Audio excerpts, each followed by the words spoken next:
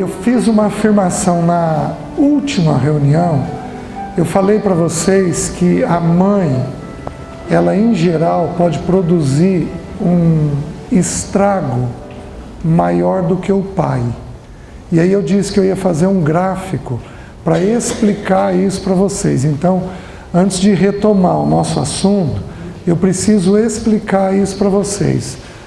Aqui está o filho. Então você põe ali, você pode colocar você, que você já foi filho um dia, já esteve na condição de filho, não é que já foi, você esteve na condição de filho. E aí, quem é o primeiro elemento na casa que protege o filho? A mãe. Então, olha o círculo. A mãe é o primeiro elemento que deveria proteger o filho. Quem é o segundo elemento que protege o filho? O pai. Então a gente tem o mundo. O pai deveria, não quer dizer que o faz, deveria proteger a mãe e o filho do mundo.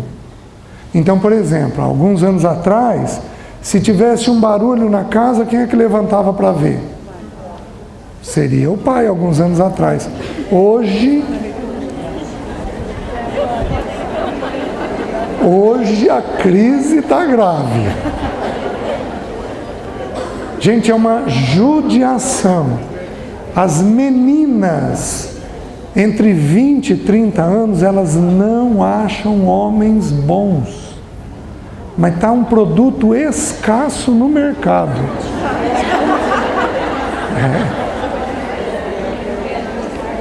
Você acha mulheres tentando fazer o papel dela e dos homens, e elas não conseguem, porque elas são mulheres.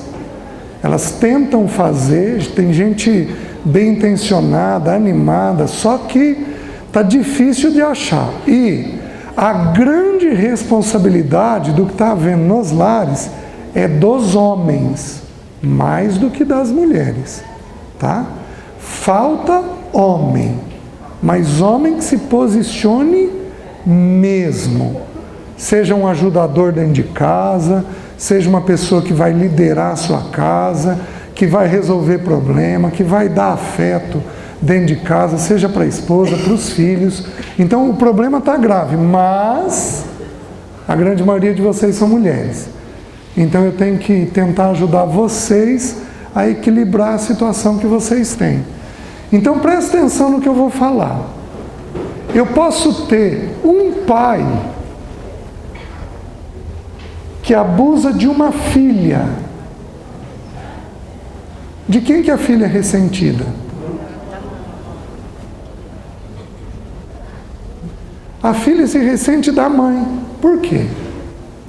Porque a mãe deveria ter feito o papel de proteção. Vocês estão conseguindo me entender? Até que idade esse quadro aqui vai valer? Eu tenho textos bíblicos, eu estou me baseando nas escrituras. Eu tenho texto bíblico para mostrar tudo isso para vocês. Até que idade esse quadro predomina muito? Em especial até os 12 anos de idade, que é uma idade mais significativa para a formação. A formação da mente do ser humano vai até os 30. Nos Estados Unidos, tem teorias querendo elevar a adolescência para 26 anos. Do meu ponto de vista, é um exagero. Hoje, o adolescente vai até 19. A medicina usa a idade de 19 para dizer até quando um profissional vai atender um adolescente ou um jovem. Acima de 19 já é jovem. Então,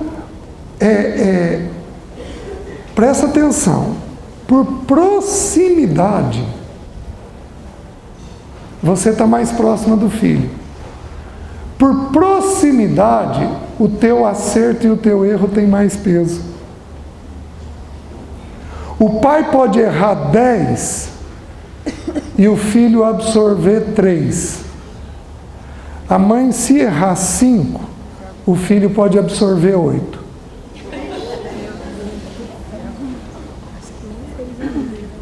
Por isso que, em em especial, a fala de vocês, porque a Bíblia ensina que pela fala, você abençoa, você amaldiçoa. Em especial, a fala de vocês tem que ser corrigida. Porque é pela fala que o filho vai vincular ou não. Se a fala de você for uma fala pesada, o filho dá 2 passos atrás. Porque ele vai fazer um movimento de proteção. O ser humano, ele tem o instinto de proteger, de se proteger. É instintivo em nós.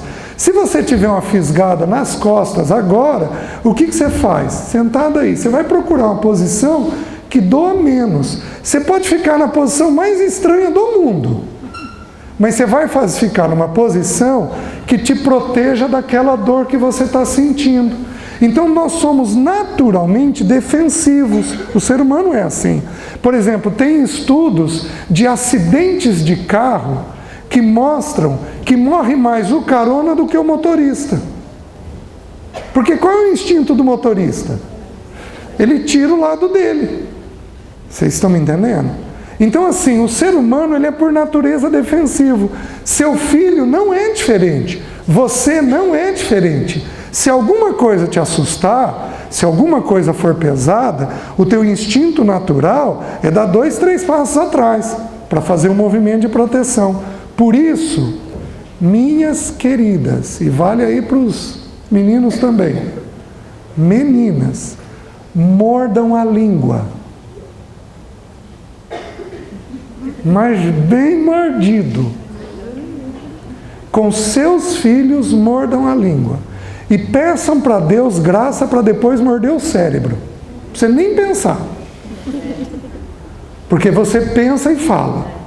Comece com a língua. E aprenda a desenvolver uma fala adequada. Porque com isso você vincula ele. Se ele vincular com você, você tem condições de falar o que você quiser. Mas se ele não vincular, não adianta falar. Nós vamos definir, como eu falei para vocês, vamos fazer um levantamento, eu vou definir os próximos temas que nós vamos mexer. Mas educação de filhos é com certeza um dos temas que nós vamos mexer. A gente só fala com uma criança depois que ela está prestando atenção na gente. Se ela não está prestando atenção, você tem o risco de falar e ela não está ouvindo. E aí você queima uma oportunidade. Vocês estão me entendendo? Então, quando eu falei aquela afirmação, vocês reagiram um pouquinho, eu espero que agora eu esteja esclarecendo. Está fazendo sentido para vocês? Tá? Algumas de vocês aqui, o marido não as protege. Pelo contrário, ele sobrecarrega. Então aí vocês precisariam de uma ajuda específica para verificar o que fazer numa situação dessa, porque é uma situação penosa que respinga onde? Respinga nas crianças. E aí é uma situação problemática. Então, você tem que fazer aquele movimento de proteger o seu filho, tá bom? Vamos lá, vamos voltar para o nosso quadro antigo. Nós já vimos ansiedade, nós já vimos angústia, nós vimos medo. Deixa eu falar um pouquinho sobre tristeza. Quem aqui nunca teve tristeza? Quem aqui tem uma tristeza de vez em quando? Algumas vezes no ano. Quem aqui tem uma tristeza constante? Certo. Aqueles que têm uma tristeza mais constante é porque a emoção da pessoa é mais carregada. Algumas de vocês escrevem a emoção em negrito, sublinhado 2 vezes. Então vocês não ficam tristes, vocês deprimem. Vocês não ficam sentidos, vocês têm raiva. Você não põe limite de 1, 2 dias, você se afasta 2, 3 meses de uma pessoa. Então algumas de vocês são muito intensas na emoção. E essa intensidade, ela é ruim, em primeiro lugar, para vocês. É como se vocês estivessem forçando o motorzinho. Eu suponho que as máquinas de vocês, que vocês usam, vocês não podem forçar muito. Eu suponho. Se você trabalhar de uma determinada maneira, você quebra até ferro. Quem dirá ser humano? Então as pessoas aqui que são mais intensas, eu vou te dar uma tarefa. Você vai corrigir um pouco a sua intensidade. Então, ao invés de você chegar em casa e pegar seu filho e morder seu filho, ai que saudade de você, isso é intensidade. Ao invés de você fazer isso, você vai pegar e vai dar um abraço. Você está regulando o seu jeito de ser. Você está me entendendo? Ao invés de você olhar o marido e dizer boa noite, você vai até ele, oi querido. Vai. Gente, se tiver condições de dar um abracinho, eu não estou entendendo a risada. Tá tão difícil assim? Volta aqui. Você precisa regular a intensidade para qualquer uma dessas emoções. Se você for muito intenso, aquele primeiro quadro que nós vimos do filho, você aparece muito para o filho. O filho te percebe muito. Por exemplo, tem mulheres que elas são bem de boas com a vida, mas elas são tão de boas que elas chegam a ser engraçadas e inconvenientes. Elas aparecem demais, o filho morre de vergonha.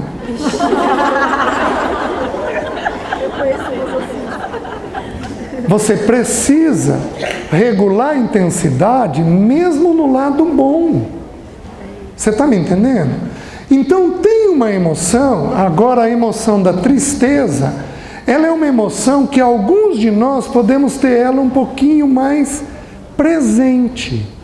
Então você tem o farolzinho meio baixo. Você não é aquela pessoa mais animada, mais entusiasmada, mais de boa, mais alegre. Você é aquela pessoa com o farol um pouquinho mais baixo. Então você tem o que a gente chama aí de uma tristeza mais crônica. Ela fica mais tempo dentro de você. Então preste atenção no que eu vou dizer. Da onde deriva o sentimento da tristeza? Nós já sabemos que o pensamento do futuro produz ansiedade. Nós já sabemos que o pensamento do futuro com tragédia produz angústia.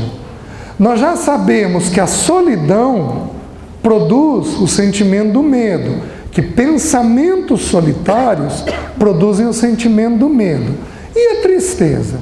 A tristeza é produzida por uma coisa chamada perda. Se você tiver pensamento de perda, você vai ter a emoção da tristeza. A primeira vez, nós temos uma regra, uma das regras para a gente estudar a Bíblia, é que a gente tem que olhar a primeira vez que a palavra aparece na Bíblia. É chamada de lei da primeira menção. Então, quando é usada a primeira vez, aquele sentido vai permanecer ao longo de toda a Bíblia. Olha a primeira vez que aparece a palavra tristeza. Tem um homem chamado Jacó, ele teve 2 filhos de uma mulher que ele amou, essa mulher morreu, e aí um dos filhos, José do Egito, que a gente já viu o filme aí, José do Egito, os irmãos venderam para o Egito, mas a informação para Jacó chegou como se José tivesse sido morto por um animal. E aí o segundo filho, que é o filho da velhice, chamado Benjamim, tem que ser temporariamente tirado do pai.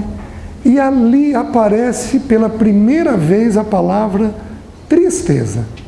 Diz assim: eu descerei triste à minha sepultura, porque já não tenho um filho e o outro agora está sendo tirado de mim. Então a primeira vez que a palavra tristeza aparece é na maior das perdas que nós temos. Qual é a perda maior? A morte. Então teve morte, qual é o sentimento natural? Tristeza. Vocês estão me entendendo? Às vezes a tristeza é tão significativa,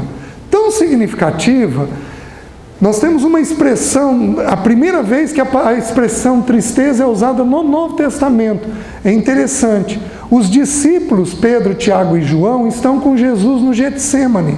Jesus vai ser traído e morto. Judas está para chegar com os guardas para trair Jesus. E os 3 discípulos estão com Jesus lá no Getsêmani. O Getsêmani foi uma situação tão difícil que Jesus suou sangue. Quando Jesus volta para os 3, ele os achou dormindo. Os 3 estavam dormindo. Tudo bem, era de madrugada, eles deviam estar dormindo por causa disso. Mas não, a Bíblia explica a Bíblia. Lucas, que era um médico, no relato dele, Lucas diz assim, que Jesus os encontrou dormindo de tristeza. Uma coisa que a tristeza pode fazer conosco é desregular o sono. Para um sentido e para outro sentido. Você pode dormir demais. Alguém aqui já viveu isso? Por quê? Porque a tua mente está ocupada com pensamento de perda. Eu estou trocando a palavra morte pela palavra perda. Se você começar a perder coisas na sua cabeça e não lidar com aquele assunto, o sentimento natural que você vai sendo tomado é o sentimento da tristeza. E a tristeza, ela tem alguns danos. Por quê? Existe uma outra expressão na Bíblia que diz que nós podemos ter tristeza sobre tristeza. Porque às vezes você não passa uma única perda. Às vezes você pode passar mais de uma perda. Gente, tem tristeza sobre tristeza. Não é diferente para alguns de vocês aqui. Agora, tem situações pontuais, por exemplo, essa é uma situação pontual, morreu, o corpo morreu. Então você leva 2 anos para sair disso.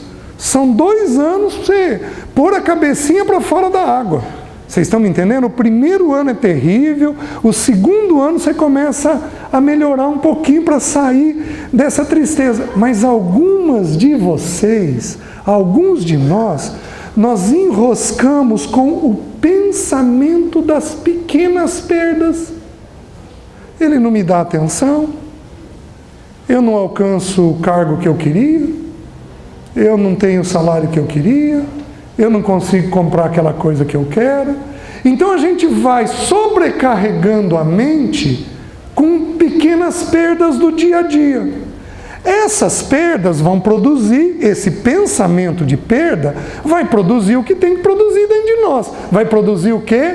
Um sentimento de abatimento e de tristeza. A tristeza, ela rouba a percepção. Por exemplo, se você fica triste 1, 2 meses, fora de uma situação que deve causar aquilo, por exemplo, a morte de alguém causa uma tristeza por 2 anos, pelo menos. Mas se você não tiver uma morte, se você tiver apenas o mau hábito dos pensamentos da perda, o que vai acontecer com você? Você vai ter a tristeza mais constante dentro de você. Você passa 2, 3 meses numa tristeza desnecessária. Tua percepção com teu filho vai para o chinelo. Porque a tristeza, ela abaixa a cabeça. A tristeza cansa a gente por dentro. E aí você não consegue olhar e perceber o que está ocorrendo perto de você. Meus queridos, nossos filhos, salvaguardando uma situação ou outra que Deus nos colocar, nossos filhos não têm 3 meses no período de formação. Nós não podemos nos distrair por 3 meses. Vocês estão me entendendo? Então o que nós temos que fazer? Nós temos que disciplinar, de novo, o nosso jeito de pensar. E aquilo que eu tenho condições, que ótimo. Aquilo que eu não tenho condições, está resolvido. Deus, eu vou ter gratidão por não estar tendo aquela coisa. Você está me entendendo? Com isso você se mantém inteira e perceptiva para o teu dia a dia. Você consegue ter o entendimento suficiente para poder ir resolvendo os problemas que acontecem. Você está me entendendo? Então todos nós aqui, todos, inclusive eu, Ivan, Luciano, todos nós aqui temos situações de perdas diárias. A questão é, ou você chora o que você está perdendo, ou você se recompõe e lida um pouco melhor com a perda que você teve. Salvaguardando a questão de morte, que aí nós temos que ser respeitosos. Aí então leva um processo longo de perda. Mas, por exemplo, tem perda de casamento, tem a perda da saída de um filho de casa, é usada uma expressão chamada síndrome do ninho vazio, porque especialmente a mãe sofre com a saída dos filhos. Então, não tem jeito, nós vamos ter perda a vida inteirinha. A vida inteirinha. E você vai ter que saber lidar com isso daí, porque senão você fica abatida, se compromete e compromete os seus. Está entendendo? Então, da onde vem? A tristeza vem desse pensamento, do pensamento da perda. Eu preciso fazer uma observação.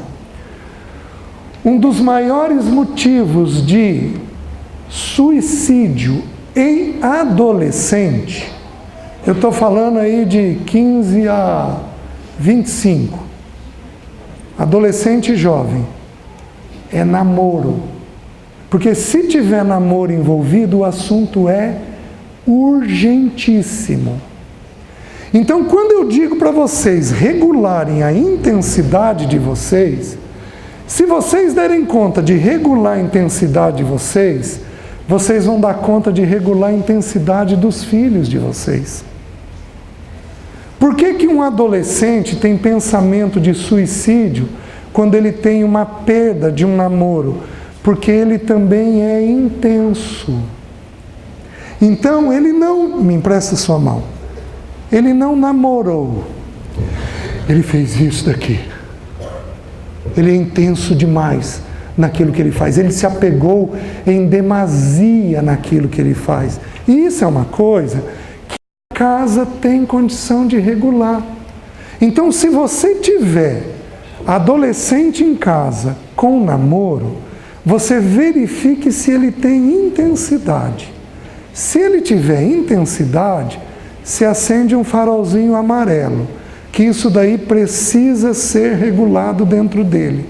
Os adolescentes, em geral, eles não têm noção de limite. Os manuais dizem o seguinte, que a principal característica de um adolescente é que ele experimenta limite. Então, o que acontece com o adolescente? O corpo dele cresceu de repente, mas o cérebro leva muitos meses para ajustar as medidas. Então, ele quando pega a irmã, ele machuca a irmã. Por que ele machucou? É porque ele é maldoso? Não, é porque ele não regulou a medida da força dentro dele. Por que ele tropeça e derruba coisa? Porque o cérebro não estabeleceu as novas medidas da mão. O cérebro leva meses para conseguir estabelecer essas medidas. Então, isso ocorre também com a emoção e com a perda dele. Tudo bem? Nós temos que parar. Que pena. Semana que vem continuamos e entramos na questão da culpa.